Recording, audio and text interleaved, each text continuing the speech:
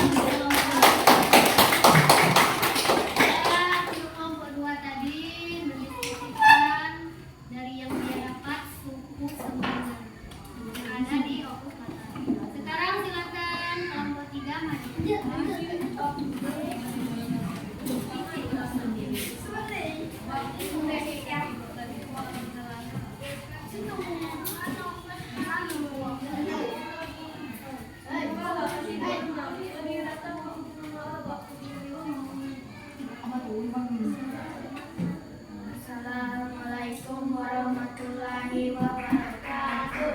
Waalaikumsalam warahmatullahi wabarakatuh. Kami dari kelompok 3 ini membagikan hasil diskusi kami tentang suku Dayak yang ada di Lombok Selatan. Suku Dayak merupakan salah satu suku yang ada di Lombok Selatan.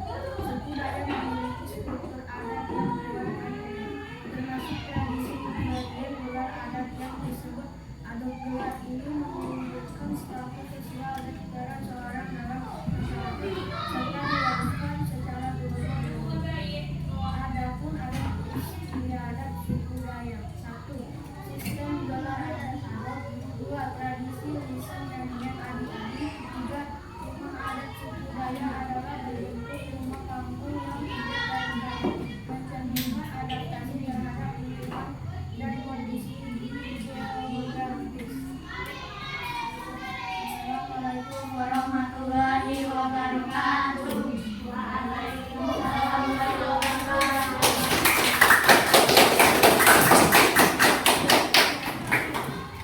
Dan sekian dari diskusi kita hari ini dapat disimpulkan keberagaman suku bangsa dan adat istiadat di Indonesia, khususnya di wilayah Ogan Komering Ulu Selatan. Kita mengenal suku seperti suku Pisang, suku Semende, dan suku Dayak yang memiliki adat dan budaya unik seperti sistem pengusbang, pemberian gelar adat atau adop, serta tradisi gotong royong dan lisan. Dari pelajaran ini, kita juga memahami bahwa keberagaman suku bangsa adalah kekayaan bangsa yang harus dijaga. Setiap suku memiliki adat istiadat yang menjadi identitas dan pedoman hidup masyarakat. Persatuan dan kesatuan juga harus dijaga meskipun berbeda-beda suku. Sikap toleransi dan saling menghargai sangat penting untuk menciptakan kehidupan yang harmonis. Dari pelajaran kita hari ini, pesan moral untuk semua: berbeda itu biasa, bersatu itu luar biasa. Dan cukup sekian untuk pelajaran kita hari ini. Mohon maaf bila ada kesalahan. Ibu akhiri, wassalamualaikum warahmatullahi wabarakatuh. Waalaikumsalam warahmatullahi wabarakatuh.